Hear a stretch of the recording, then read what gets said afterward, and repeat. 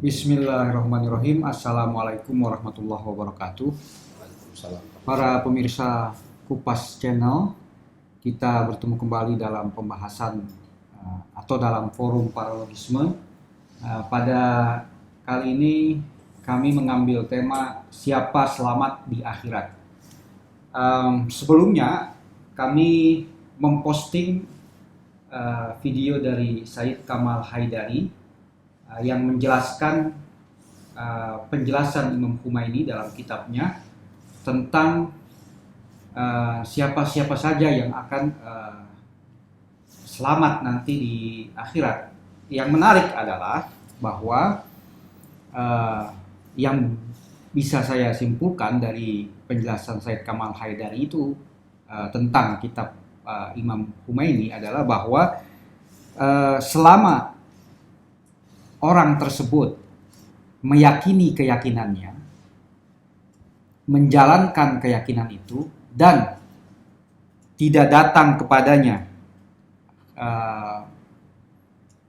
keyakinan lain yang dia yakini sebagai kebenaran, artinya dia masih meyakini kebenaran keyakinannya itu, tidak datang penentangan dari yang lain atau tidak menemukan kebenaran di luar keyakinannya, maka dia selamat, terlepas dari apa yang disebut dengan milah dan nihlah, agama dan aliran atau aliran pemikiran yang Aliran kepercayaan. aliran yang bukan berasal dari wahyu lah, seperti itu.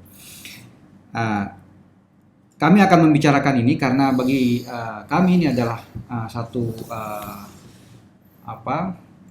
argumentasi yang menarik di tengah dua arus besar. Yang satu mengatakan bahwa jalan keselamatan itu hanya satu, sehingga kadang-kadang orang berkeyakinan seperti ini menganggap orang di luar keyakinannya sesat atau kafir dan ingin menyelamatkan orang tersebut, atau kalau tidak bisa diselamatkan ya diperangi gitu.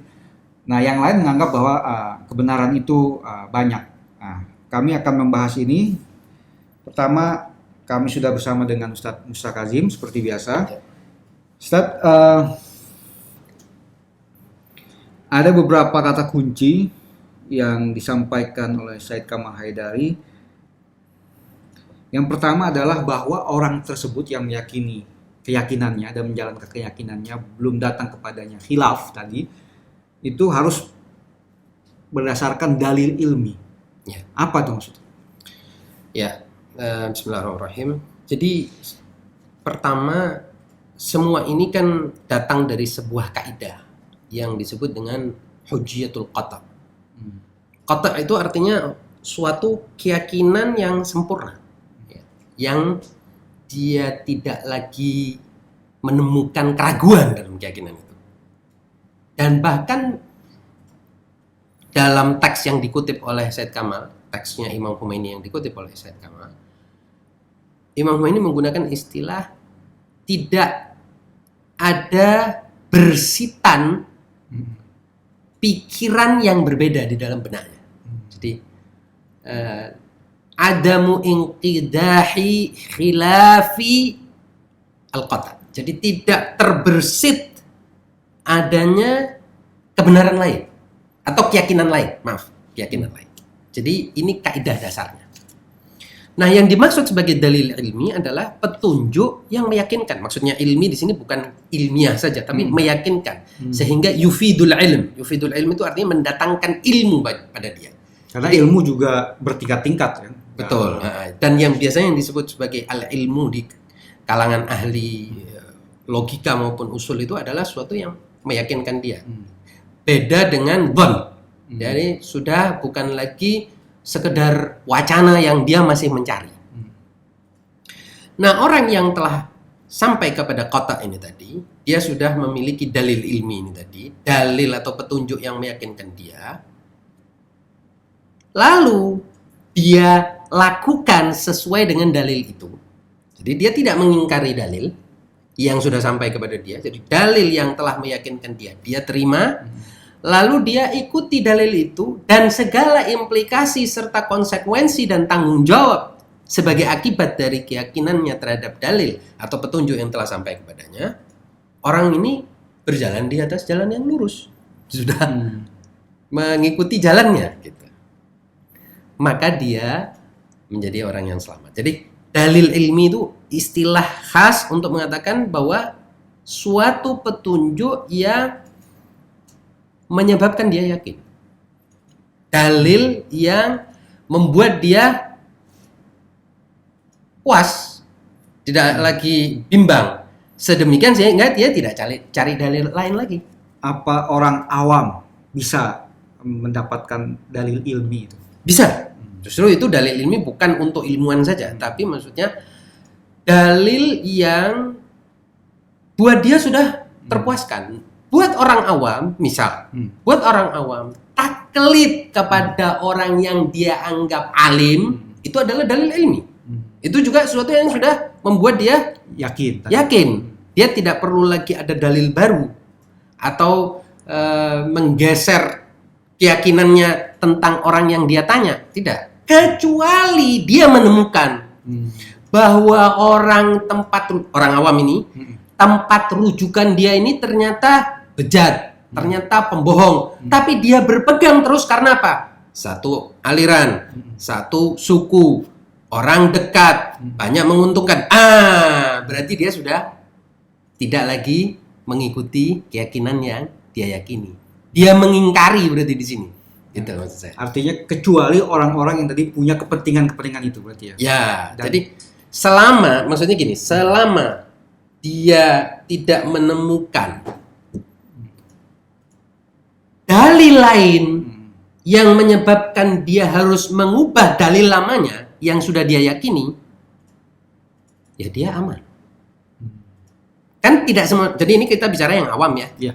Yang awam kan biasanya merujuk kepada ilmuwan, kepada ulama, kepada orang yang dia anggap lebih alim. Terserah apakah dia benar-benar alim atau tidak. Nah, di sini nanti kita bahas ya. Apakah itu sebenar-benarnya begitu atau tidak, itu urusan lain. Nanti kita bahas. Tetapi orang awam kan melihat orang ini berilmu. Berilmu agama, bermoral. Layak untuk dijadikan tempat rujukan soal agama. Dia tanya kepada orang yang awam ini tadi, tanya kepada orang yang dianggap alim ini tadi tentang beberapa hal. Kemudian orang awam ini yakin, percaya. Ya sudah, aman dia. Tiba-tiba suatu saat orang awam ini menemukan bahwa orang alim yang dia jadikan rujukan itu ternyata penipu. Ternyata melakukan serangkaian perbuatan bejat. Dia tahu itu, tapi dia tutup-tutupi karena kepentingan-kepentingan si awam ini ada pada orang alim itu, atau karena kesamaan suku, kesamaan golongan, kesamaan tanah air dan lain sebagainya. Di sini berarti sudah timbul fanatisme. Dan ketika itu sebetulnya dia sudah tidak mengikuti dalil ilmi. Itu yang dimaksud dalil ilmi. Nah, yang berikutnya adalah argumen ini atau istilahnya pernyataan ini itu berlaku pada semua agama, semua pemahaman, semua ideologi. Ini menarik. Maksud saya ingin menanyakan bahwa selama ini kan agama itu, satu agama selalu punya klaim jalan keselamatan masing-masing. Ya. Nah, bagaimana nih merekonsiliasi? Jadi begini, antara perbandingan satu dengan yang lainnya dan pembahasan tentang masing-masingnya itu beda. Ya. Kita di sini tidak sedang membandingkan mana di antara agama-agama itu yang paling mendekati kebenaran. Karena kan kebenaran itu kan satu, tunggal. Realitas yang sebenarnya itu kan satu. Kita tidak sedang bicara mana di antara agama-agama atau aliran-aliran ini yang paling mendekati kebenaran. Karena itu pembahasan segelintir orang. Itu kan ilmuwan yang membahas itu. Apakah itu ilmuwan perbandingan agama, perbandingan mazhab, perbandingan apapun, itu bukan kebanyakan orang. Ini di satu sisi. Di sisi lain, bahkan ulama agama-agama yang ada seperti yang dikatakan oleh Imam Khomeini dalam teks itu, juga tidak semuanya mengerjakan perbandingan seperti itu dan tidak semuanya melakukan perbandingan seperti itu. Khususnya mereka yang telah meyakini bahwa apa yang saya miliki ini benar. Dan saya yakin itu benar. Ngapain saya cari yang lain? Kalau sudah saya yakin itu benar. Sedemikian sehingga gugur bagi dia beban tanggung jawab untuk mencari yang lebih baik atau mencari yang lebih benar. Karena dia sudah meyakini ini benar. Gitu. Nah, jadi kalau kita mau rekonsiliasikan antara keselamatan semua yang meyakini kebenaran jalannya dengan mana yang paling benar atau siapa jalan yang paling benar, rekonsiliasinya gimana? Rekonsiliasinya adalah jalan yang paling benar itu bagi mereka yang masih haus untuk mencari dalil-dalil lain, melakukan perbandingan. Oh, ini memang kelompok elitnya elit. Ini sebagian kecil orang dari dalam kehidupan ini yang melakukan itu. Mereka tentunya akan mendapatkan sesuatu yang mereka cari lagi. Nanti lain lagi ceritanya kan. Tapi kita bicara kebanyakan orang, dan di sini sebetulnya kita bicara tentang mayoritas mutlak orang yang meyakini bahwa petunjuk yang datang kepada dia itu sudah benar, dan dia akan melakukan sesuai dengan petunjuk itu, dan dia mengerjakan menyesuaikan hidupnya sesuai dengan petunjuk itu. Ini orang jalan yang lurus, ini orang mustaqim, ini orang Apapun agamanya. dia sudah Dia di akan- jalan di dia jalan akan petunjuk selamat itu, nanti. dia akan selamat nanti di akhirat itu. Menarik. Nah, tadi kita bicara pengecualian. Ya. Tadi, Ustaz. Bisa dijelaskan lagi, Ustaz, pengecualian itu? Karena Syed Kamal Hadari juga mengutip ayat Al-Quran, surah An-Naml ayat 14. Ya, ya. Mungkin bisa antum jelaskan lagi pengecualian. Tadi kan kita bicara bahwa setiap orang selama dia yakin dengan keyakinannya dan belum datang kepadanya kabar tentang keyakinan yang lain yang bisa mengganggu keyakinannya ini, Ya. dan dia menjalankan konsekuen menjalankan keyakinannya, dia akan selamat apapun agamanya. Selamat ya. Nah, kecuali Ya, ini disebutkan di dalam surat An-Naml ayat 14 itu, wajahadu biha wastaiqanatha anfusuhum zulman wa 'uluwan fanzur kaifa kana 'aqibatul mufsidin. Kecuali mereka yang mengingkari kebenaran, padahal jiwa mereka, diri mereka meyakininya itu sebagai kebenaran. Jadi jahada itu artinya mengingkari sesuatu setelah dia tahu bahwa itu benar. Ini disebut ini dengan munafik. Ada jahid. Ya, munafik beda. lain lagi. Nanti kita bicara. Munafik adalah yang mengakui secara lahiriah sesuatu yang dia ingkari secara batiniahnya. Jadi dia seolah-olah mengakui sesuatu itu benar, padahal hati kecilnya mengatakan bahwa itu salah. Dia tidak meyakininya, itu munafik. Kalau ini tidak, dia meyakini sesuatu itu benar, tapi dia ingkari karena bahwa kebenaran itu merugikan dia, karena kebenaran itu menyiksa dia, karena kebenaran tidak sesuai dengan kepentingan dia, karena kebenaran itu menolak eksistensinya atau apapun. Atau kebenaran itu memaksa dia untuk berkorban hal-hal tertentu. Apapun alasannya, kalau orang yakin sesuatu benar lalu dia menolaknya, khususnya apa? Khususnya zulman wa 'uluwa. Jadi bukan karena dia diintimidasi, bukan karena dia takut nyawanya, takut nyawa keluarganya, ini lain. Ceritanya ini kan orang yang bertaqiyah atau ada kemaslahatan bahwa kalau dia menyatakan kebenaran itu akan terjadi pertikaian, akan terjadi permusuhan dan lain sebagainya, itu lain. Ini bicara tentang orang yang mengingkari kebenaran karena dia ingin melakukan kezaliman dan karena dia ingin menindas dan karena dia ingin mendominasi. Pengingkaran itu terang-terangan. Terang-terangan.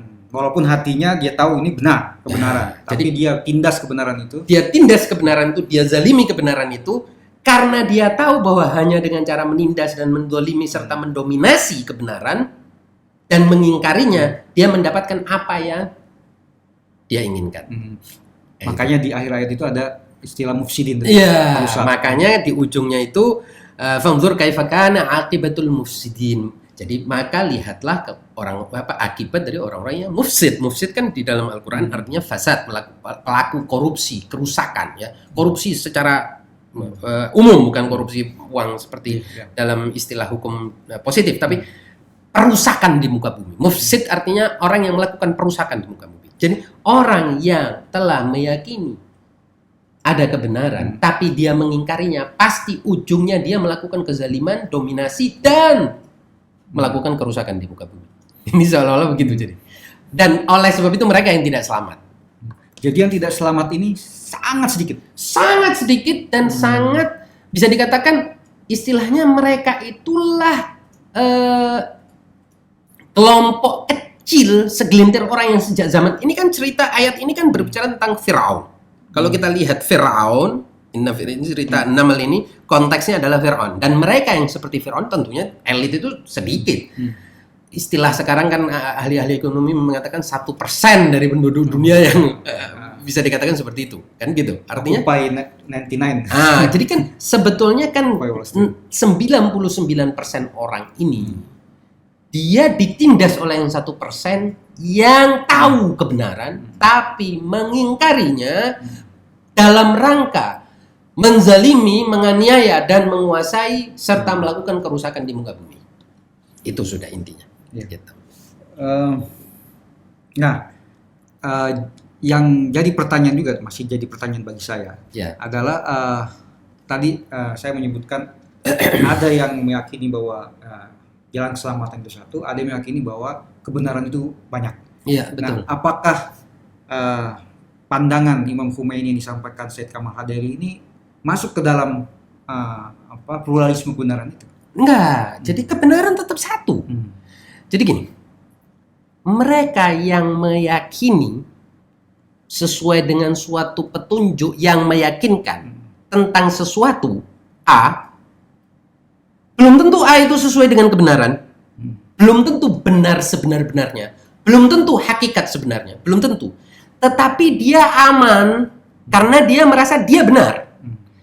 Nah, ketika dia mengikuti kebenaran itu, dia mengira bahwa kebenaran atau keyakinan dia yang menurut dia sesuai dengan kebenaran itulah yang akan menyelamatkan dia. Allah akan selamatkan dia.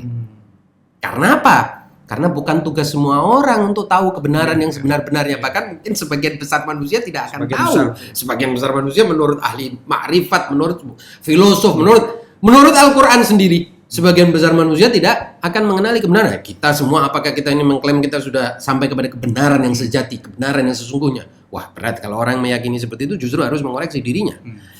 Tapi memang bukan itu tugas manusia. Bahkan itu kan Allah memberikan kebenaran itu tadi yang sejati itu kepada para rasul untuk menyatakan, mengungkapkan begini kebenaran. Apakah kemudian kapasitas semua orang sama untuk menangkap kebenaran? Oh, tidak mungkin. Karena itulah terjadi perbedaan. Jadi terjadinya perbedaan bukan adanya multiple truth, bukan adanya pluralisme kebenaran atau pluralitas kebenaran, bukan.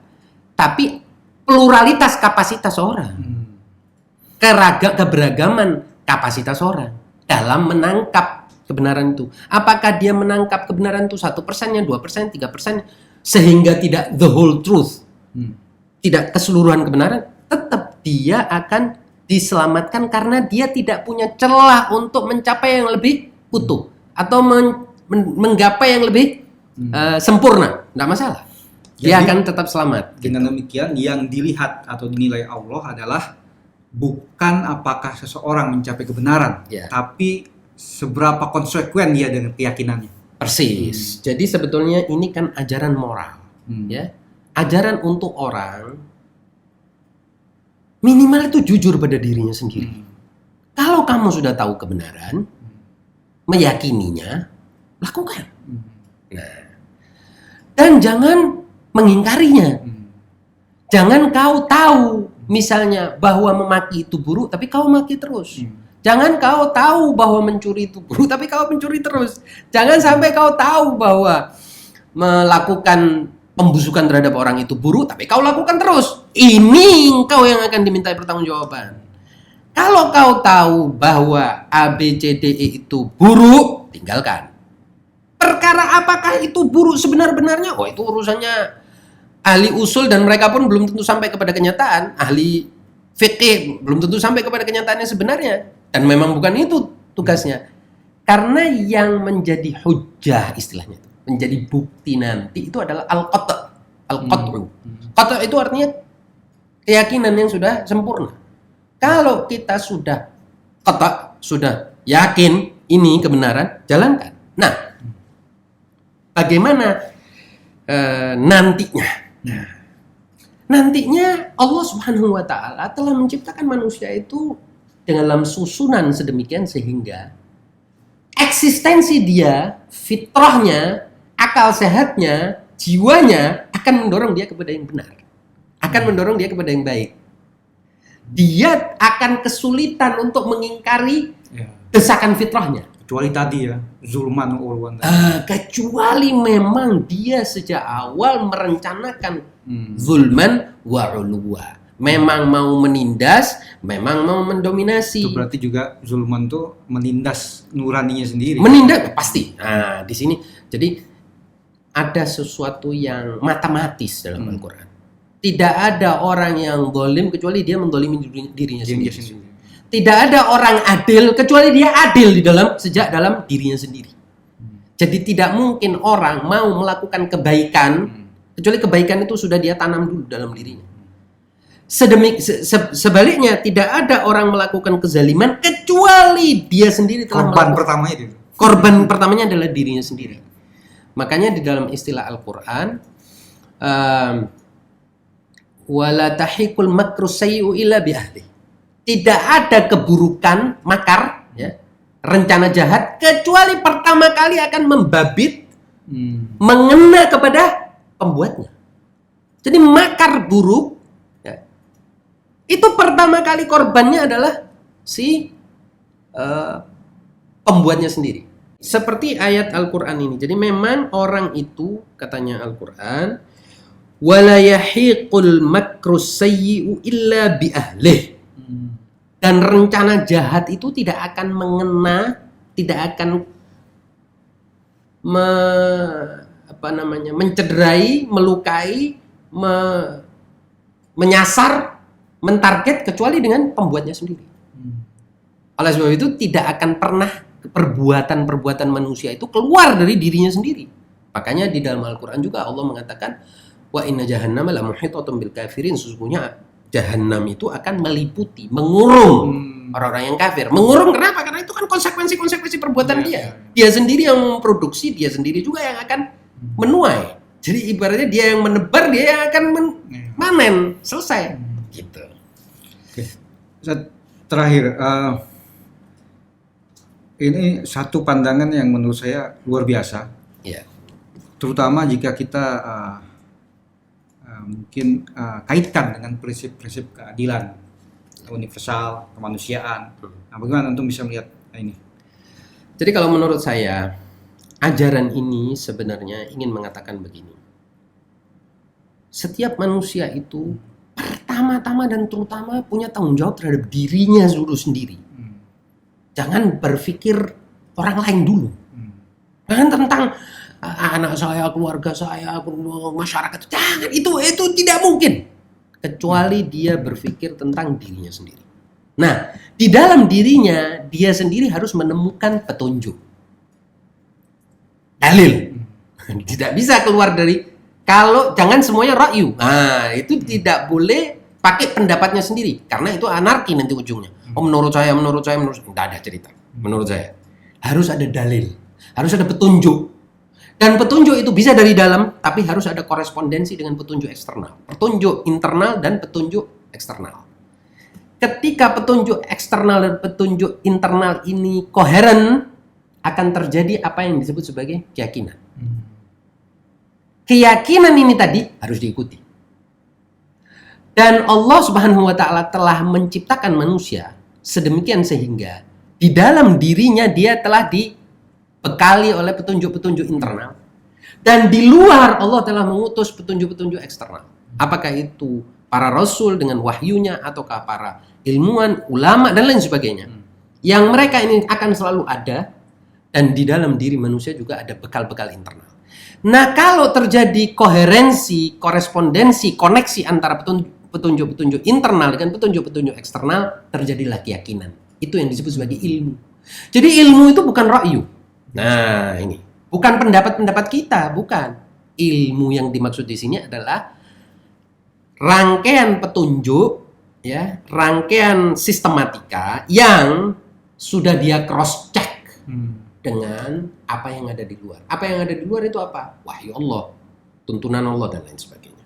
Nah, atau pendapat orang berilmu. Ya kadang-kadang misalnya dalam mungkin ya aliran-aliran kepercayaan yang tidak berbasis kepada wahyu, bisa jadi itu adalah yang disebut namus, yang disebut sebagai kearifan lokal. Nggak masalah. Yang penting tidak pendapatnya sendiri-sendiri. Tradisi-tradisi, adat istiadat, nilai-nilai luhur dan lain sebagainya tidak masalah. Tetapi bukan pendapatnya sendiri. Kalau pendapatnya sendiri, pasti ujungnya dia ingin mendominasi orang lain. Karena ini bukan egoisme. Kalau egoisme, semau gue, menurut gue, menurut saya, mau saya, ini anarki. Kalau ini pasti ujungnya orang itu akan menjadi tiran. Tidak bisa dia hidup dengan cara begitu. Jadi kembali, dia harus punya kesiapan untuk mendengar petunjuk-petunjuk internalnya, lalu meng-cross-check petunjuk-petunjuk internalnya dengan petunjuk-petunjuk eksternal, sedemikian sehingga bukan pendapat pribadinya, tapi suatu ilmu, dalil yang bisa dia gabungkan antara keduanya. Setelah itu dia konsekuen. Dia tidak menjadi jahid, yaitu orang yang terang-terangan mengingkari kebenaran. Karena kita tahu dalam Al-Quran disebutkan bahwa yang bermasalah ini, yang disebut orang kafir itu kan yang mengingkari, yang menutup diri dari kebenaran. Jadi dia tidak punya keyakinan, tapi dia menutup diri untuk meyakini sesuatu yang mungkin benar. Ini yang disebut kafir, menutup. Intinya dia menutup kemungkinan adanya kebenaran, kemungkinan adanya suatu keyakinan yang lebih baik, ditutup. Dia tidak mau mengakui itu. Itu kafir. Jahid tahu istaiqanatha, jadi dirinya yakin kebenaran itu di sana, tapi dia ingkari karena adanya kepentingan, keinginan, syahwat dan lain sebagainya. Atau munafik. Munafik adalah orang yang tidak menunjukkan pengingkaran, tapi hati tidak menunjukkan pengingkaran, tapi hatinya tidak menerima. Nah, ini berarti apa? Dia juga tidak punya keyakinan sendiri, tapi dia memanipulasi dirinya, mendolimi dirinya dengan mengungkapkan sesuatu yang dia tidak yakin. Nah, jadi 3 gabungan orang ini ujungnya akan menjadi perusak di muka bumi. Gitu kira-kira. Terus mungkin ini saya terbersit tadi terakhir. Bagaimana Zat? Karena kan agama itu salah satu, ini yang saya pahami. Ya. Salah satu apa yang ada salah satu fungsinya itu bukan fungsi, maksudnya orang beragama selalu melihat agama itu misionaris, dakwah segala macam. Bagaimana dengan pandangan ini? Jadi ada terbersit dalam pikiran saya, kalau begitu mungkin dakwahnya tidak perlu atau mungkin berbeda nuansanya begitu. Dakwah itu kan kita menyatakan apa yang menurut kita benar, dan itu sah. Itu menurut saya bukan hanya diakui oleh agama, bahkan sekarang kebebasan. Jadi kan dakwah itu sifatnya sosial, bukan pribadi, dia ke orang lain. Interpersonal, itu sosial. dakwah itu hak asasi manusia istilahnya. Kan kebebasan berpendapat, kebebasan berekspresi, kebebasan menyatakan apa yang ada di dalam hatinya, kebebasan itu sudah hak mutlak manusia, hak asasi manusia. Hanya saja kan apa yang dia dakwahkan tidak harus diterima orang. Itu problemnya. Orang mengira kalau dia dakwah dia harus diterima orang. Lah apa dia ini lebih hebat daripada Nabi? Apa lebih hebat daripada Rasulullah SAW? Orang Rasulullah aja nggak diterima orang, dia mengakui, dan Allah menyatakan jangan gusar atas penolakan orang. Dia kok mau melebihi Rasulullah? Tidak ada. Lagian bukan tanggung jawab dia untuk mengubah orang. Bahkan kepada Rasulullah pun Allah mengatakan, innaka lan tahdi man ahbabta, walakin Allah yahdi man yasha. Engkau tidak akan bisa memberi petunjuk kepada orang yang engkau cintai, melainkan Allah yang memberi petunjuk. Jadi jangan urusan mengubah orangnya. Menyampaikan itu pun tanggung jawab pribadimu. Kalau kau anggap itu sebagai suatu tanggung jawab. Kalau kau tidak merasa punya tanggung jawab di situ, apakah karena kekurangan ilmu, kekurangan waktu, kekurangan ini dan itu, atau merasa itu bukan bagian dari tugasmu dan lain sebagainya, nggak usah. Nggak ada suatu kewajiban di situ. Gitu loh. Bukan kewajiban semua orang lah minimal. Ya. Khususnya bagi mereka yang tidak punya ilmu. Nah, kalau mereka punya ilmu, apalagi mereka punya status, mereka juga ditanya orang dan dimintai pendapat orang, dianggap sebagai orang berilmu, dianggap ya oleh orang sebagai orang berilmu, entah dia berilmu sesungguhnya atau enggak itu urusan lain, tapi dianggap orang sebagai yang berilmu dan dimintai pendapat, baru ke saat itu dia sampaikan, menyatakan ini loh menurut saya kebenaran itu, ini loh petunjuk yang saya punya. Pada saat itu terjadi saling pemahaman antara manusia dan itu interaksi positif. Dan kita kan pernah sampaikan pada episode-episode sebelumnya bahwa manusia ini untuk mencapai kepada kesempurnaannya di tingkat individu maupun sosialnya, dia harus menuju kepada masyarakat berbasis ilmu pengetahuan. Apakah ilmu pengetahuan itu ilmu pengetahuan saintifik yang disebut saintifik, ataukah ilmu pengetahuan filosofis, ataukah ilmu pengetahuan agama wahyani, wahyu, berbasis wahyu, apapun, tapi ujungnya kesempurnaan, artinya wasilah ya dan sarana manusia mencapai kesempurnaan puncaknya hanya ilmu pengetahuan, bukan harta, bukan kekuasaan, bukan aturan-aturan tidak jelas, bukan, tapi ilmu pengetahuanlah yang akan mendongkrak manusia kepada puncak-puncak peradaban dan kemajuannya. Saya kira begitu. Terima kasih atas penjelasannya. Demikian pemirsa sekalian, pembahasan kami tentang siapa yang selamat di akhirat, dan kalau bisa saya jawab mungkin sebagian besar akan selamat dan hanya sebagian kecil yang tidak akan selamat. Demikian, terima kasih. Kurang lebihnya kami mohon maaf. Wassalamualaikum warahmatullahi wabarakatuh.